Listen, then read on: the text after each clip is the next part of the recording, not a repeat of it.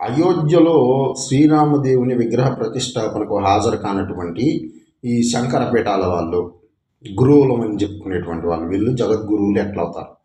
అసలు వీళ్ళు గురువులేనా? నిజానికి వీళ్ళు సన్యాసుల? వీళ్ళు సనాతన ధర్మానికి సంబంధించినటువంటి వాళ్ళేనా? సనాతన సాంప్రదాయానికి సంబంధించినటువంటి వాళ్ళేనా అని అడుగుతున్నాను. ఏమయ్యా, బాచంపల్లి సంతోష్ కుమార్ శాస్త్రి, బంగారయ్య శర్మ, దర్శనం శర్మ, మీరందరూ ఉన్నారు కదా శృంగేరి పీఠానికి శిష్యులు.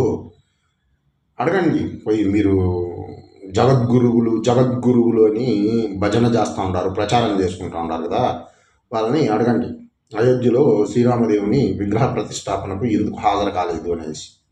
సనాతన ధర్మానికి సంబంధించినటువంటి వాళ్ళైతే నిజంగా ఇప్పుడు వీళ్ళు హిందువులు అని చెప్పుకుంటూ ఉంటారు కదా, బ్రాహ్మణులు, మేము సద్బ్రాహ్మణులు, మేము గురువులము, మేము పండితులము, మేము సన్యాసులము, మేము జగత్తు గురువులము